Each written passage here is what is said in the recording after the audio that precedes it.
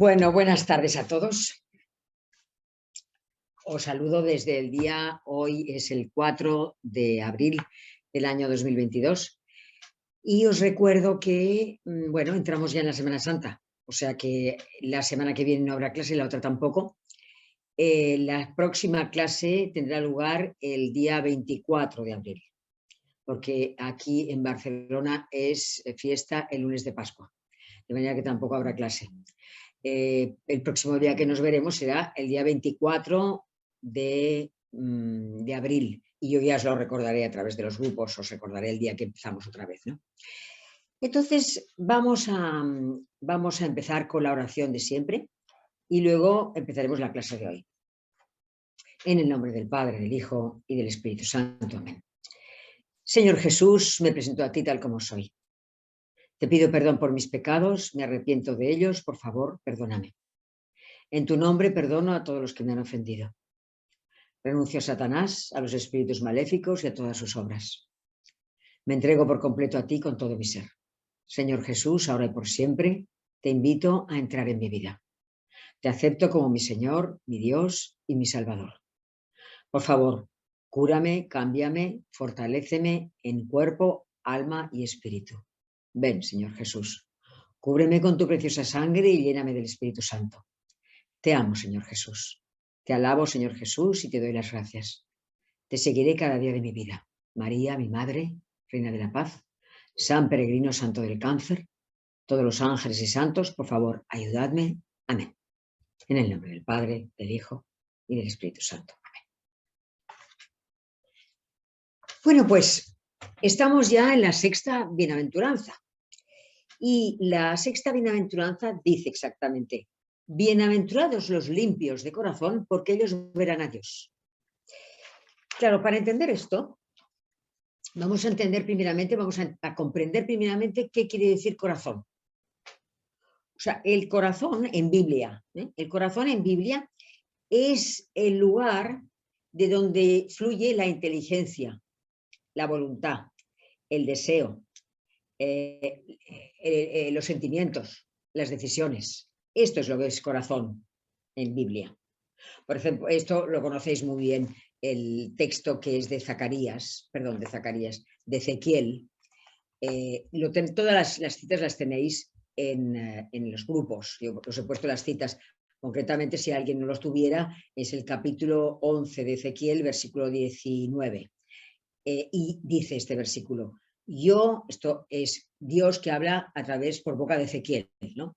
Y dice: yo les daré un solo corazón y pondré en ellos un espíritu nuevo. Quitaré de su carne el corazón de piedra y les daré un corazón de carne. O sea, ¿veis? Corazón, quitaré de su carne el corazón de piedra, les daré un corazón de carne. O sea, en Biblia es esto. O sea, es el lugar de donde fluye lo que os he dicho: la inteligencia, la voluntad, los sentimientos, el deseo, las decisiones. Esto es lo que es corazón en Biblia. Ahora, limpios de corazón, una persona limpia de corazón, es una persona que es buena, que es honrada, que es recta, que lo único que desea es, digamos, entenderse fraternalmente con sus hermanos. O sea, que sabe que sus hermanos de la tierra son todos iguales, que lo que quiere es ayudar. Y también que atiende mucho a las relaciones paterno-filiales, no solamente de la tierra, o sea, no solamente de él o ella con relación a su padre y madre, sino con relación también a Dios. O sea, un limpio de corazón es una persona que honradamente busca a Dios. Es recto, honrado, limpio, busca la senda de la bondad, busca la senda de Dios y quiere ser la mejor persona posible. Ahora, entonces, cuando, entendido esto, cuando el Señor dice al grupo de personas que tiene delante, que repitió muchas veces seguramente, esta bienaventuranza que es: bienaventurados los limpios de corazón, porque ellos verán a Dios. Claro, ellos entienden perfectamente que no, cuando dice esto, no se refiere a que verán a Dios. Si una persona es buena y recta, verá a Dios, porque ellos saben que a Dios no le pueden ver. Ellos saben que es un espíritu, saben que no es material. Por lo tanto, entienden perfectamente cuando Dios les habla que no se trata de que vayan a ver a Dios porque son buenos, profundamente buenos, sino que ellos entienden por limpios de corazón y por ver a Dios, el hecho de que van, si son así, si son limpios de corazón, ellos van a experimentar la benevolencia de Dios. Es decir, Dios les va a ayudar.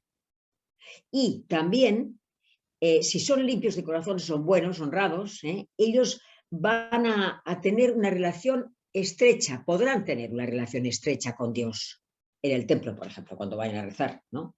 O sea, entrarán en comunicación con Dios. Esto es lo que entienden cuando Dios les dice, cuando Jesús les dice, bienaventurados los limpios de corazón, porque ellos verán a Dios.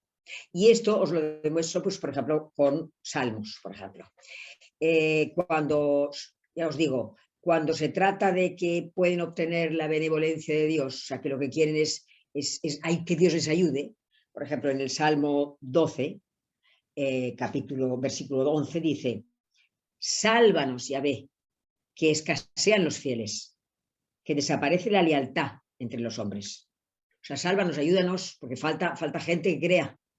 Y en otro momento, en otro salmo, dice, en el Salmo 31, versículo 17, dice, está rezando el salmista, y estamos en el siglo XI, décimo antes de Cristo, el salmista. El salmista se supone que los salmos los hizo el rey David en el siglo XI antes de Cristo y sus ayudantes, no solamente David, sino había más escritores. Entonces, el salmista dice en el Salmo 31, que brille tu rostro sobre tu siervo. Sálvame por tu amor. O sea, ayúdame, Señor, con tu amor. Esto es lo que le dice. O sea, espera experimentar que Dios le ayude, la benevolencia de Dios. Y, por ejemplo, cuando se trata de lo que os decía, de tener una relación más estrecha con él, el salmista también lo expresa así. Dice en el Salmo 42, 43, versículo 41, 42, dice, perdón, no, Salmo 42, 43, versículo 3, dice, está rezando, ¿no? Y dice, mi ser tiene sed de Dios, mi ser tiene sed de Dios, del Dios vivo. ¿Cuándo podré ver el rostro de Dios? O sea, está pidiendo, ¿cuándo podré por fin conocerte, tener una relación contigo? ¿Cuándo podré en el templo mismo entrar en comunicación contigo? Los salmos son preciosos. Si consiguiéramos entrar en la meditación de los salmos, verdaderamente es una cosa maravillosa, es profundo y lo entenderíamos. Yo estoy convencida que si se intentara, lo entenderíamos incluso sin explicación. Entonces, fijaos que, lógicamente, el que es limpio de corazón, o sea, el que tiene el corazón limpio, ¿no? Lógicamente puede acoger más, está más predispuesto, más abierto a recibir al Espíritu Santo. El Espíritu Santo lo que te va a enseñar, básicamente, sobre todo, es que Dios es tu Padre y que tú eres el Hijo de Dios. Claro, cuando el Espíritu Santo en profundidad entra en ti, porque tú eres una persona limpia, abierta, pura, te enseña que Dios es tu Padre, empiezas a pensar,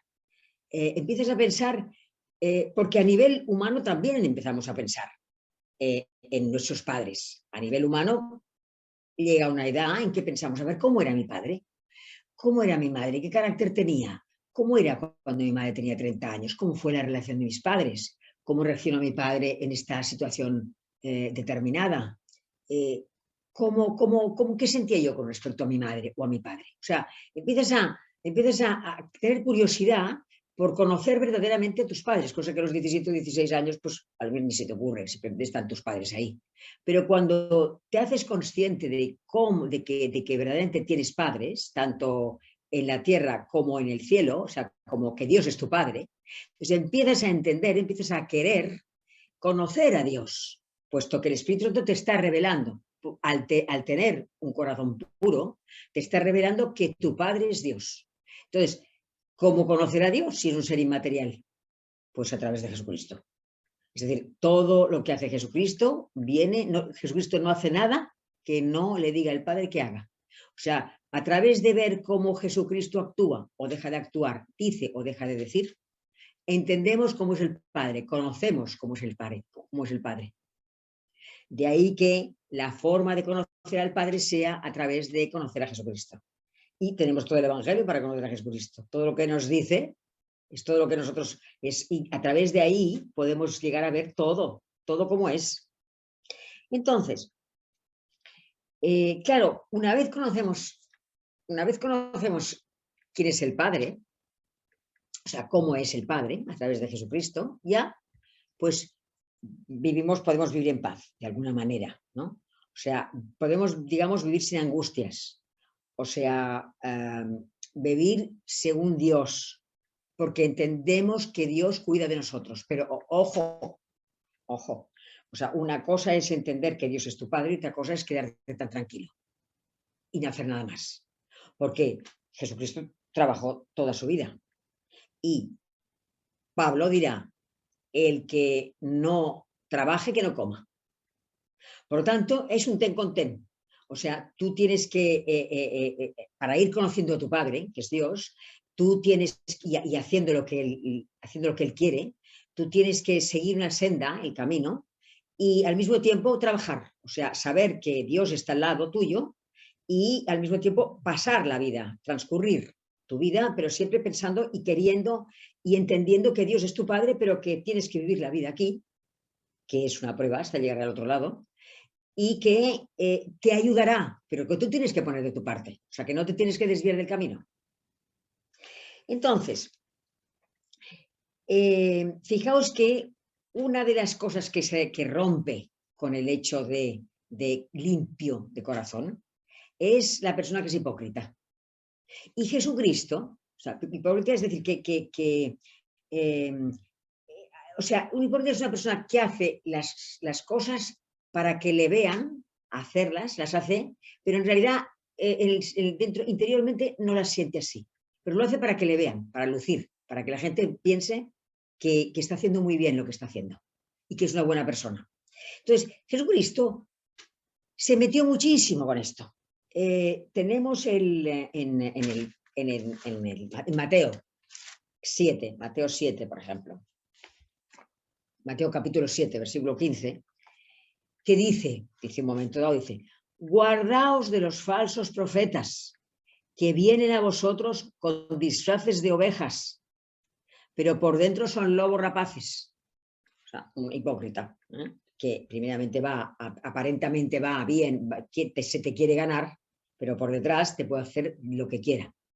Y sobre todo esto queda muy claro en San Mateo, en el capítulo 23, del versículo 13 al versículo 29. Vamos a estudiar solamente dos de los versículos, pero lo podéis encontrar vosotros, capítulo 23 de Mateo, del 13 al 32, ¿no?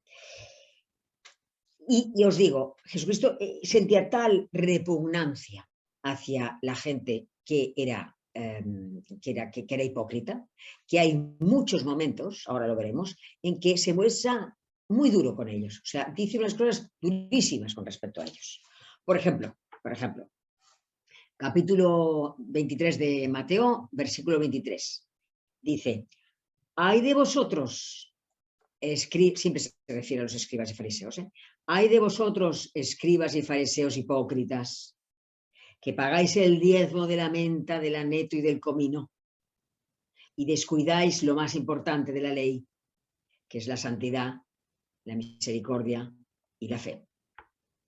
O sea, sí se ha de pagar el diezmo de la menta, el aneto y el comino, porque así lo decía el Deuteronomio.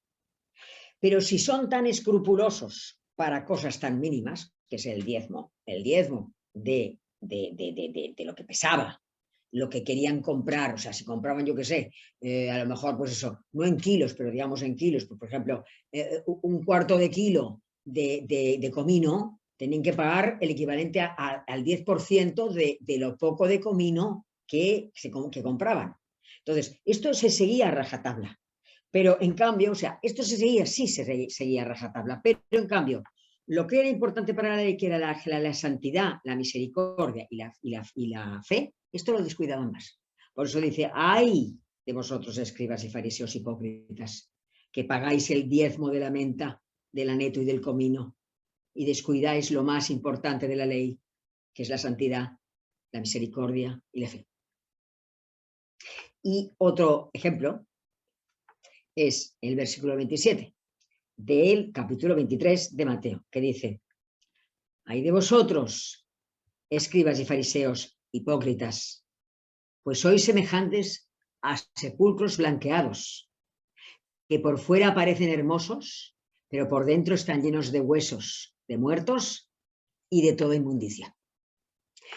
Esto lo voy a explicar porque seguro que vosotros habéis oído, algunos de vosotros ya me habéis oído hablar de los sepulcros blanqueados, pero muchos seguramente no, y quiero aclararlo, ¿no? Porque la idea de sepulcro blanqueado, mucha gente no sabe lo que quiere decir, y esto es interesante el llegar a entender qué quiere decir ser, o sea, un sepulcro blanqueado, lo que es.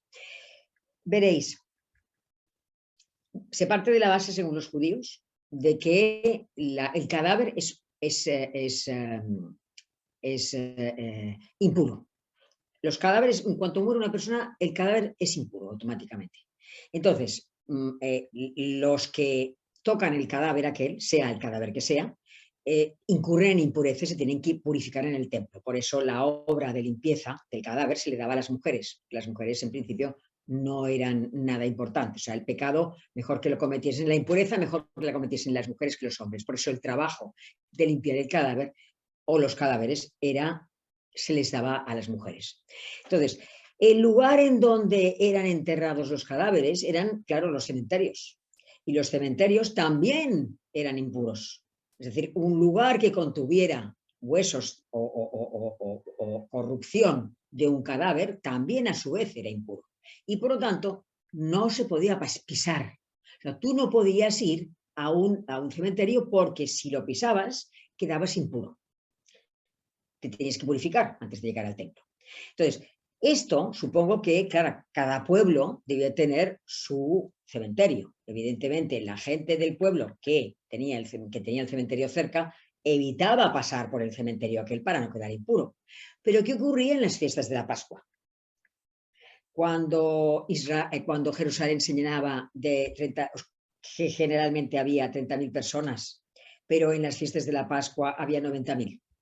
Pues ¿qué ocurría? Que la gente que venía de fuera, porque mucha gente no sabía, o sea, había una acumulación de gente que atravesaba todo Israel, toda Palestina, hasta llegar a Jerusalén para celebrar la Pascua allí. Y mientras tanto, seguramente extranjeros, porque había mucha gente que venía de fuera, ya os digo, de la Cirenaica, del norte de África, del norte venían de Chipre, venían de todas partes, de Antioquía, venían del norte de Egipto. Claro, todas estas personas no sabían dónde estaban los sepulcros, o sea, no sabían dónde estaban los cementerios. ¿Qué hicieron entonces? Los blanquearon. O sea, cogieron cal y blanquearon los sepulcros, los cementerios. De tal manera que cuando la gente, había una acumulación de gente que venía, que no sabía cómo llegar, no sabía cómo llegar, sí sabía cómo llegar a Jerusalén, pero no sabía que allí había un cementerio, se les avisaba a través de que había una zona blanqueada con cal para que no la pisaran. Por eso Jesús dirá, ay de vosotros que sois, que parecéis, dice, ay de vosotros escribas y fariseos, pues sois parecidos a sepulcros blanqueados. O sea, el sepulcro blanqueado es un lugar de tierra limpio, ¿entiendes? Limpio, aparentemente limpio, blanco, con cal, ¿no? Pero dice, sois parecidos a sepulcros blanqueados que por fuera parecen hermosos, pero por dentro están llenos de huesos de muertos y de toda inmundicia.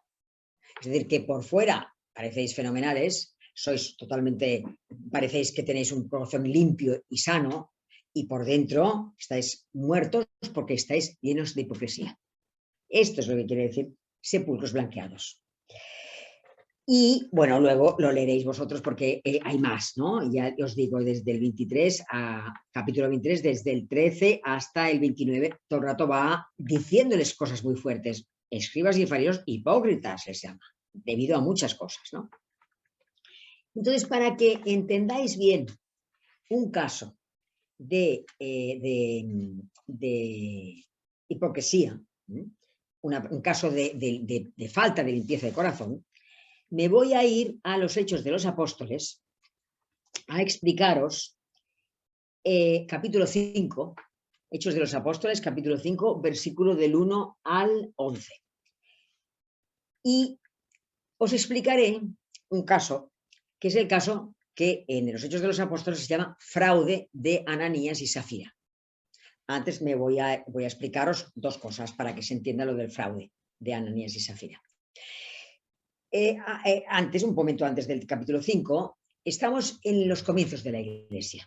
O sea, yo no sé, no se nos dice, pero yo entiendo que puede ser al cabo de 2 años, 2 años, 3 años, 2 años, es que muy poco. O sea, justo cuando el Señor ha resucitado, ha ascendido al cielo y ha tenido lugar Pentecostés. Entonces ha venido el Espíritu Santo y los apóstoles están llenos de fuerza para extender el reino de Dios. Es el Espíritu Santo el que ha hecho que empiecen a hacer una cantidad de milagros enormes. Entonces, el texto, en el versículo 4, en el capítulo 4, te dice, por eso digo que más o menos debía ser en el primer año o segundo o tercero de que el Señor ha ascendido al cielo. Y ellos están solos, pero con la Virgen María y con el Espíritu Santo que Dios les ha mandado. Dice, la multitud de los creyentes tenía un solo corazón y una sola alma. Nadie consideraba sus bienes como propios, sino que todo lo tenían ellos en común. Los apóstoles daban testimonio de la resurrección del Señor, o sea, con toda la fuerza que les daba el Espíritu Santo, constantemente predicaban y daban testimonio de la resurrección, nada menos, porque claro, a ver, había mucha gente que había visto a Jesucristo vivo. En los Hechos de los Apóstoles se nos dice, no sé si habían unos 175 o 180 que lo vieron muerto, o sea, lo vieron muerto, perdón, resucitado. O sea que los que lo vieron resucitado y los mismos apóstoles daban con una fe tremenda testimonio a otras personas que lo habían visto vivo y que ya no lo habían visto resucitado, pero otros sí que lo habían visto resucitado. Entonces, fijaos que dice, los apóstoles daban testimonio de la resurrección del Señor Jesús con gran poder. Gran poder quiere decir haciendo una cantidad de milagros enormes. Ahora os explicaré. Con gran poder. Y gozaban todos de gran simpatía. No había entre ellos ningún necesitado, porque todos los que poseían campos o casas los vendían, traían el importe de las ventas y lo ponían a los pies de los apóstoles, y se repartía a cada uno según su necesidad. Entonces, lo siguiente es, José, llamado Bernabé, levita y originario de Chipre, tenía un campo, lo vendió, trajo el importe y lo puso a los pies de los apóstoles. O sea que nos explican primeramente la situación de la Iglesia y luego nos explican concretamente este Bernabé. Bernabé luego saldrá muchísimo en los Hechos de los Apóstoles y sobre todo será el compañero de Pablo en el primer viaje que Pablo realice. Este Bernabé era originario de Chipre. Chipre está pero pegadísimo a Israel. Es una isla y estaba muy pegada a Israel. Y es originario de Chipre. De hecho, el primer viaje de Pablo con Bernabé tendrá lugar, donde empiezan primeramente será en Chipre. Seguramente porque, bueno, Bernabé debía conocer gente allí. Y digamos, la primera manifestación del viaje y de sus explicaciones de Pablo debían tener probablemente lugar ayudado, o sea, como no había costumbre, pues debieron elegir seguramente Chipre porque era el lugar originario de donde venía Bernabé. Pero esto es una cosa aparte. Lo que a mí me interesa ahora es otra cosa. Me interesa que sepáis que Bernabé compra este campo, dice, era un hombre de Chipre, compra el campo y lo vendió, trajo el importe y lo puso a los pies de los apóstoles. Y ahora entonces viene lo que llamamos el fraude de Ananías y Safira. Lo voy a leer, lo leeré poco a poco. Primeramente hay que saber una cosa muy importante de todo lo que voy a explicar, y es que no había ninguna obligación. O sea, los apóstoles no pedían para nada que se diese todo a esa comunidad cristiana que se estaba formando, que era la iglesia. No había ninguna obligación de vender campos, ni de dar todo a la gente. O sea, aquí dice que hay gente que daba las cosas y que vendían sus cosas para darlas a la primera comunidad cristiana, pero ellos no lo pedían. O sea, no había, que quede claro, no había ninguna obligación. La iglesia no decía, ningún apóstol decía que tenían que vender todos los bienes y para esa comunidad que comenzaba. De hecho, os lo leí en otro momento, el hecho de que la madre de Juan Marcos, cuando Pedro está preso, la iglesia, es decir, los apóstoles y otra gente, están rezando en casa de Juan Marcos. Mateo, Marcos, Lucas y Juan, Mateo. O sea, están rezando en casa de la madre del evangelista Mateo. Marcos, perdón. O sea, esta mujer tenía una casa que era grande, lo suficientemente grande, como para recoger a toda la iglesia, o a parte de la iglesia, que rezaba en ese momento por Pedro. O sea, que esta mujer, que era la madre de Marcos, podía haber vendido la casa, pero no la vendió. Lo que hizo es recoger en su casa puntos de reunión para que se pudiese rezar tranquilamente, ser judío y al mismo tiempo empezar a ser cristiano. O sea, que quede claro esto para toda la explicación que voy a dar ahora. O sea, no había ninguna obligación de dar nada a la comunidad, aquella comunidad que empezaba floreciente, ¿no? Entonces, en el versículo primero se llama fraude de Ananías y Safira y dice: un hombre llamado Ananías, de acuerdo con su mujer Safira, vendió una propiedad y se quedó con una parte del precio, sabiéndolo también su mujer. La otra parte la trajo y la puso a los pies de los apóstoles. O sea, lo que vemos aquí es que el matrimonio estaba de acuerdo, primeramente en vender, estaban de acuerdo en darlo a los apóstoles, pero también estaban de acuerdo en entregar una parte a los apóstoles, no todo. Entonces, ¿cuál es la psicología de ellos? O sea, en función de esto y de lo que vendrá luego. O sea, hablando psicológicamente, porque podemos entenderlo ahora desde este punto de vista, ¿no? Tanto Ananías como Safira era un matrimonio que lo que quería era que habían entrado en esta comunidad, en la primera comunidad cristiana, y lo que querían era quedar bien a los ojos de la iglesia, quedar bien a los ojos de todos de esa comunidad cristiana. Querían alabanzas, o sea, querían pasar por ser desprendidos, por ser generosos, querían ser consideradas personas muy buenas y muy desprendidas, mucho más buenas y desprendidas de lo que realmente eran. Digamos que querían pasar por generosos, pero al mismo tiempo querían quedarse con una parte del dinero. Y eso es lo que hicieron. Entonces, ellos estaban de acuerdo. Dice, un hombre llamado Ananías, de acuerdo con su mujer Safira, vendió su propiedad y se quedó una parte del precio, sabiéndolo también su mujer. La otra parte la trajo y la puso a los pies de los apóstoles. Entonces, viendo todo esto, Pedro, que tiene por ciencia infusa el conocimiento del corazón de Ananías, le dice, versículo 3, Pedro le dijo a Ananías, ¿cómo es que Satanás se adueñó de tu corazón para mentir al Espíritu Santo y quedarte con parte del precio del campo? ¿Es que no era tuyo mientras lo tenías?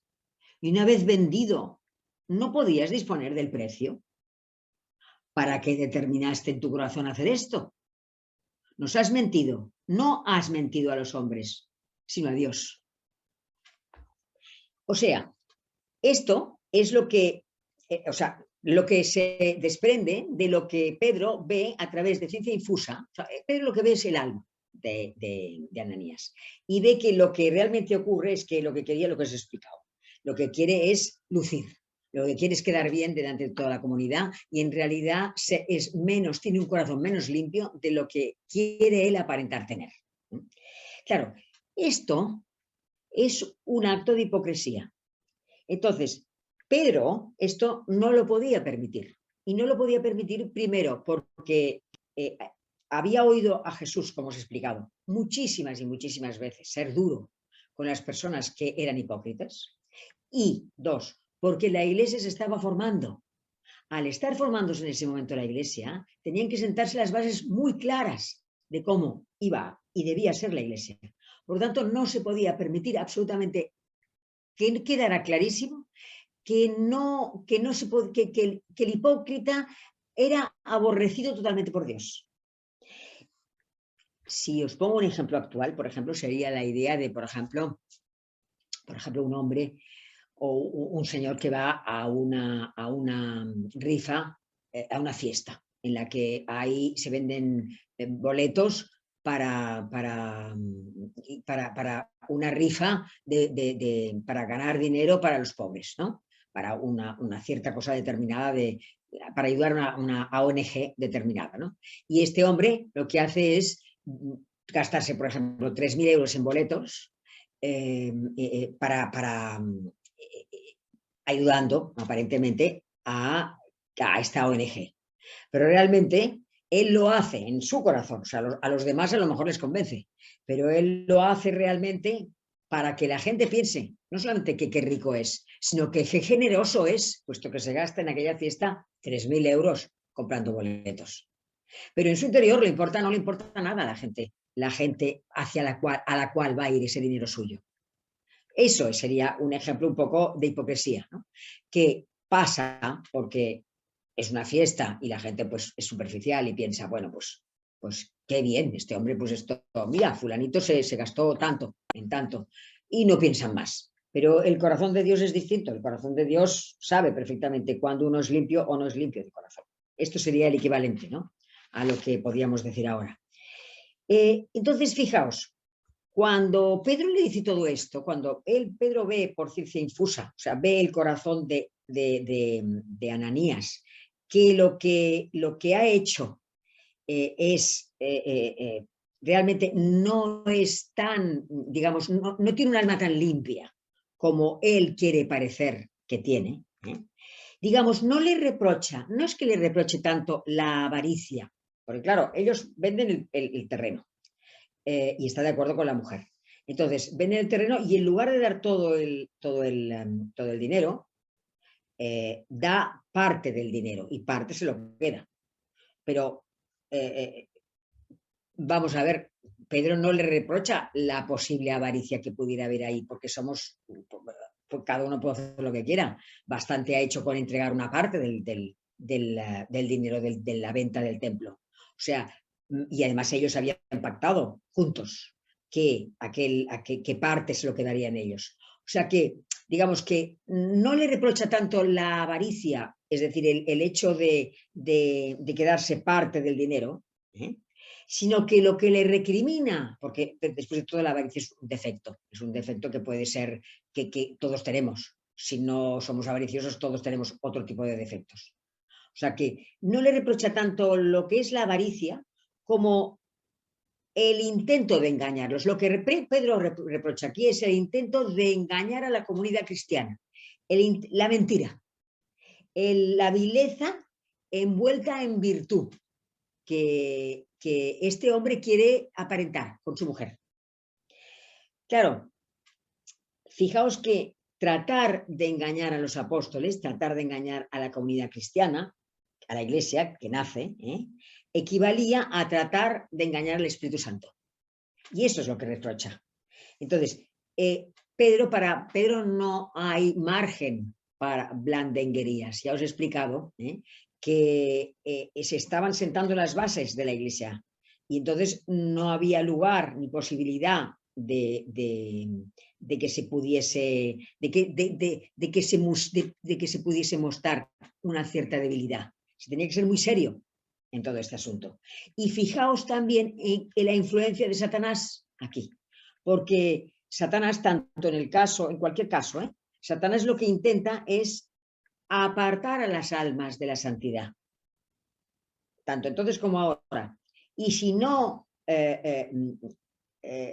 consigue apartarlas del todo, por lo menos lo que consigue es que sean almas mediocres, que sean almas débiles. Y si son mediocres y débiles, el Espíritu Santo va a poder penetrar menos en ellas. El Evangelio penetrará menos en estas almas mediocres y débiles. Cuanto más fuertes seamos en santidad, cuanto más espirituales seamos, más penetrante se hará en nuestro corazón el Espíritu Santo. Más podrá penetrar el Espíritu Santo. Y esto es lo que no quiere Satanás, que seamos santos, que seamos como Jesucristo. Por lo tanto, intentará que seamos lo más mediocres posibles y lo más débiles posibles para poder intentar que pequemos en cosas distintas y el Evangelio penetre menos. Digamos que haga surf, es decir, sea más superficial en nuestra mente y corazón. Entonces, fijaos lo que dice. Bueno, entonces, o sea, ya os digo, lo que le reprocha a Pedro sobre todo es la mentira. Es digamos, lo que os he explicado, la vileza que tiene él con su mujer disfrazada de virtud. Y entonces le dice, pero ¿para qué has hecho todo este número? Hablando con nuestra lengua, pero ¿para qué todo esto? Si no era necesario, si nunca te hemos pedido nada, si te hemos aceptado en la comunidad cristiana, en la iglesia te hemos aceptado estupendamente bien, sin necesidad de dar nada. ¿Por qué has montado todo esto? ¿Para qué? Dice, ¿cómo es que dice? Es que no era tuyo el campo mientras lo tenías y una vez vendido no podías disponer del precio. ¿Por qué determinaste en tu corazón hacer esto? No has mentido a los hombres, sino a Dios. O sea, Pedro podía no haberse enterado de esto, como lo del hombre de los boletos. Pedro podía no haberse enterado de este caso, se enteró y nos lo dice para que conste, porque a Dios le interesa que conste en la Biblia este caso concreto. Pero en todo caso, si no se hubiera enterado Pedro, a Dios no lo hubiera engañado. Hubiera continuado Ananías y Zafira, se hubieran metido dentro de la comunidad cristiana. Pero en realidad el corazón no era tan limpio como ellos querían que la gente pensara que tenía en el corazón, ¿no? Y entonces en el versículo 5 dice, al oír Ananías estas palabras, cayó y expiró. Fijaos, cayó y expiró. O sea, yo entiendo que debió ser como, porque el versículo 5 te dice que oye esto y se muere automáticamente, quizá tuvo un ataque al corazón. O sea, pero fijaos, Dios permite esto que ocurre. Primeramente, hay que pensar que la muerte de Ananías no tiene que hacernos pensar para nada que esté en el infierno, para nada. O sea, nadie ha dicho nunca en la iglesia que Ananías estuviera en el infierno. No por haber muerto, por haber tenido un ataque al corazón y haber hecho lo que hizo, es decir, un acto de hipocresía, Ananías tiene que estar en el infierno, para nada. O sea, que haya muerto de esta manera no nos indica para nada que está en el infierno. Uno. Luego, el castigo que Dios permite que ocurra, que es la muerte instantánea de Ananías, tiene como objeto infundir un temor reverencial, pero temor no de miedo, sino de reverencia. O sea, que verdaderamente es cierto que verdaderamente Jesucristo existió y actúa y está resucitado y vive. Y también fijaos que el castigo viene directamente de Dios mismo. O sea, Dios permite, más que, no es que el castigo, lo de Dios permite que ocurra esto por esto que os he explicado. No es Pedro el que provoca la muerte de Ananías, es que Dios permite que Ananías tenga un ataque al corazón. Entiendo yo que debió ser un ataque al corazón. Vete a saber, vamos a poner que fuera un ataque al corazón, ¿no? Y dice el texto que, dice, al oír Ananías estas palabras, cayó y expiró. Y un gran temor se apoderó de todos cuantos lo oyeron. O temor se puede traducir por asombro, en otras palabras, en otras Biblias. Y es interesante ver que la palabra asombro, en griego, es la misma palabra que utiliza, o sea, Lucas, que es el autor de los Hechos de los Apóstoles, utiliza la palabra griega asombro, digamos, o temor, ¿no? Que es la misma palabra que utiliza cuando, acordaos, el padre, el otro día lo hablaba yo, Zacarías e Isabel eran los padres de Juan Bautista. Entonces, cuando Zacarías cumple y ve al ángel, le toca el turno y sube al Santo de los Santos y ve al ángel, es la misma palabra que utiliza Lucas, el asombro, que tiene la palabra asombro o temor, es la misma, en griego, es la misma palabra que utiliza Lucas en el temor o asombro que siente Zacarías cuando ve al ángel en el Santo de los Santos, en el templo. O sea que lo que quiero decir es que realmente hubo un gran asombro, un gran temor, una gran sorpresa. ¿Cómo no iba a haber sorpresa? O sea, la gente que estaba allí no sabía nada y de repente se encuentra con que Pablo está hablando de esta forma a este hombre que pertenecía a la comunidad cristiana y le habla en estos términos. Bueno, se debieron de quedar muy, muy impresionados. Por eso te dice el texto, que es escueto, como todo, ¿no? Dice, al oír Ananías estas palabras, cayó y expiró. Y un gran temor se apoderó de todos cuantos le oyeron. Sigue. Se levantaron los jóvenes, le amortajaron y le llevaron a enterrar. El entierro de Ananías, recordad que los entierros normalmente eran muy, muy llamativos, o sea, digamos que se alquilaban a veces plañideras, la gente lloraba, hacían como que lloraban, en fin, el entierro era algo importante, pero aquí el entierro tiene lugar sin pompa alguna, se lo llevan algunos jóvenes, lo amortajan y se lo llevarán a enterrar. Dice, unas 3 horas más tarde entró su mujer, que ignoraba lo ocurrido.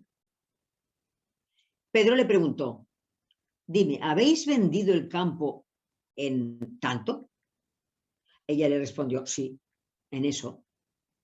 Y Pedro le replicó, ¿cómo os habéis puesto de acuerdo para poner a prueba el Espíritu del Señor? Mira, aquí a la puerta están los pies de los que han enterrado. Aquí a la puerta están los pies de los que han enterrado a tu marido. Ellos te llevarán también a ti. Al instante, ella cayó a sus pies y expiró. Cuando entraron los jóvenes, la hallaron muerta y la llevaron a enterrar junto a su marido. Un gran temor se apoderó de toda la iglesia y de todos cuantos oyeron esto. O sea, fijaos que Pedro no dialoga para nada con Safira. Ve a Safira, 3 horas más tarde, Safira no sabe absolutamente nada que su marido ha muerto, llega. Pedro, seguimos, o sea, Pedro ve por ciencia infusa que la mujer se ha puesto de acuerdo con el marido, sabe la cantidad en la que se ha vendido el campo y fijaos que aquí dice, Pedro le replicó, ¿cómo os habéis puesto de acuerdo para poner a prueba al Espíritu del Señor? Aquí el Espíritu Santo se llama Espíritu del Señor. En lugar de Espíritu Santo, se dice Espíritu del Señor. Y dice, ¿cómo es que habéis puesto a prueba? O sea, poner a prueba es igual a tentar. Y tentar es igual a provocar a Dios.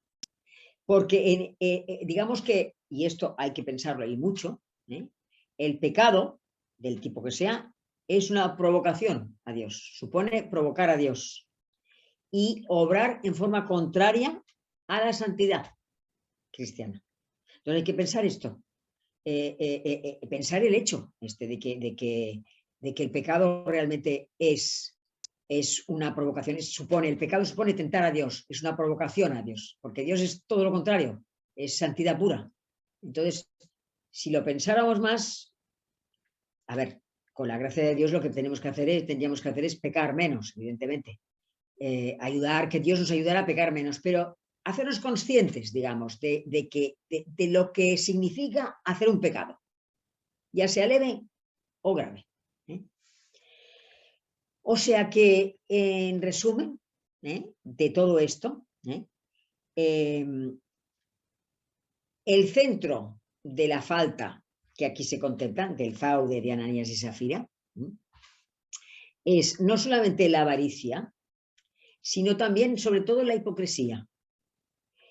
O sea, el intento de engañar a Dios que actúa en la Iglesia. Y que os quede claro que las bases que se estaban poniendo en aquel momento eran importantísimas. Los castigos tenían que ser ejemplares.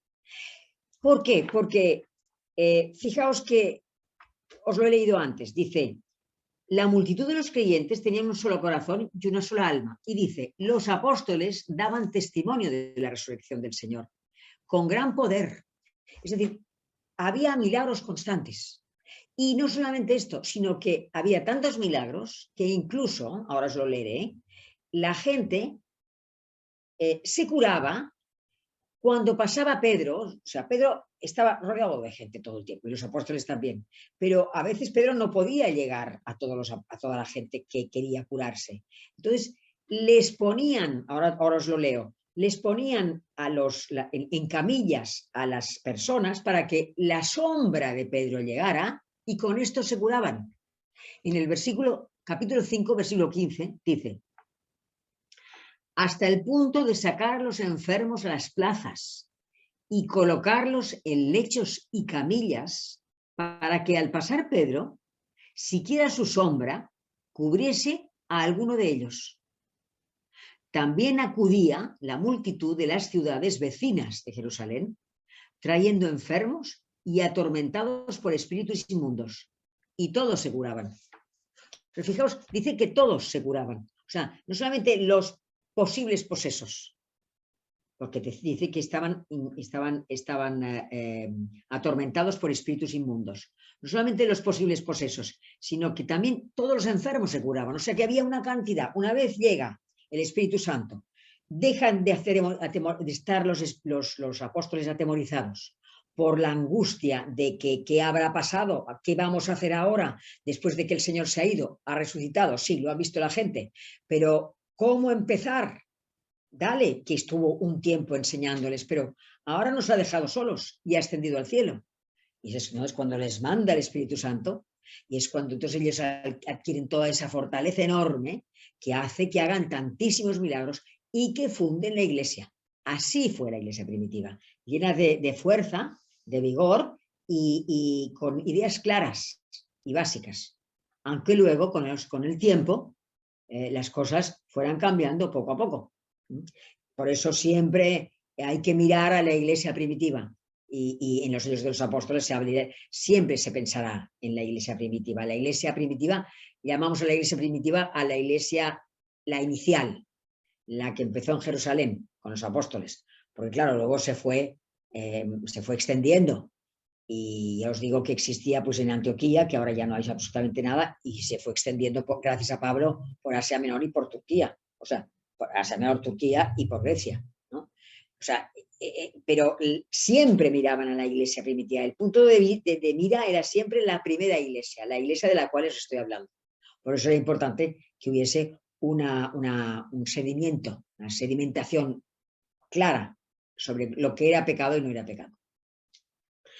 Bueno, pues con esto yo creo que la idea de la bienaventuranza sexta, que es sexta o séptima, me parece que es bienaventurados los limpios de corazón, porque ellos verán a Dios, creo que ha quedado suficientemente clara. De manera que el próximo día nos vemos. Si queréis, ya os digo, algún vídeo mío lo podéis encontrar en internet, buscando la Sagrada Escritura en profundidad, y si no, me mandáis a mí cualquier WhatsApp y yo os digo cómo encontrarlo. Y si Dios quiere, pues nos vemos el día 24 de abril de este año. Y ahora voy a voy a dejar de grabar, y los que son del grupo, pues que están en este momento escuchándome, puedan hacer las preguntas que quieran. Hasta el día 24 dentro de 3 semanas, si Dios quiere. Y buenas noches para todos los demás.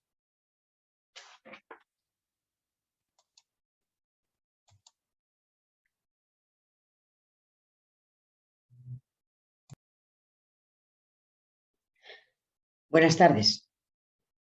Mi nombre es Isabel y me presento a ustedes desde este canal en España.